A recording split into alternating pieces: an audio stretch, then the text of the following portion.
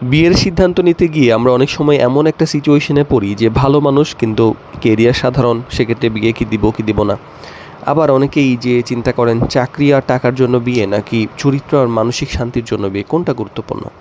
তো গুরুত্বপূর্ণ আসলে আপনার মানসিক যে ব্যাপার সেটার উপর, কিন্তু ভালো কেরিয়ার যে ব্যাপারটা সেটা গুরুত্বপূর্ণ। বাস্তব জীবনে চলতে গেলে স্থিতিশীলতা দরকার, কিন্তু শুধু কেরিয়ার থাকলেই তো আসলে ভালো দাম্পত্য নিশ্চিত হয় না। আবার শুধু ভালো মানুষ হলেও কিন্তু বাস্তবতা সহজ হয় না। সবচেয়ে গুরুত্বপূর্ণ ব্যাপার হলো চরিত্র, দায়িত্ববোধ, মানসিকতা এবং ভবিষ্যৎ গড়ার ইচ্ছা। এই জিনিসগুলোতে ব্যালেন্স থাকা। তো ম্যারেজ কেয়ার বিডির আমরা বিবাহ বিষয়ক আলোচনা 21তম পর্বে, জটিল প্রশ্ন সহজ উত্তর সিরিজের ভালো মানুষ ব্যাস ভালো ক্যারিয়ার কোনটা আসলে আমরা বেছে নিব। তো আসলে ভালো কেরিয়ার কিন্তু সুখের গ্যারান্টি না, কারণ অনেক প্রতিষ্ঠিত মানুষের সম্পর্ক টেকে না, যেটা আমরা সমাজে অহরহ দেখছি।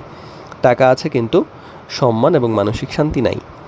আবার শুধু ভালো মানুষ হলেই যে সব সহজ হয়ে তা হয় না, কারণ বাস্তব জীবনে অনেক দায়িত্ব, আর্থিক প্রস্তুতি এইসবের দরকার।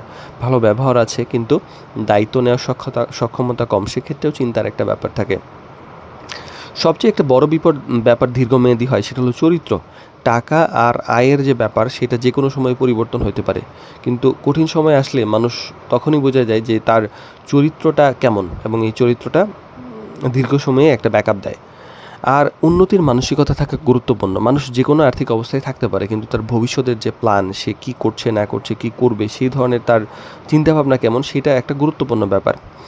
আর ব্যালেন্স সিদ্ধান্ত হচ্ছে সবচেয়ে নিরাপদ একটা ব্যাপার।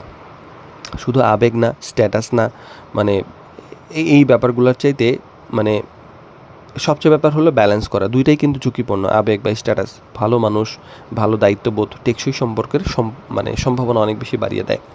তো বিয়েতে শুধুমাত্র টাকা না বা শুধু আবেগও না, সবচেয়ে গুরুত্বপূর্ণ হলো মানুষটা কতটা দায়িত্বশীল, সম্মান দিতে জানে এবং ভবিষ্যৎ গড়তে চায়। কারণ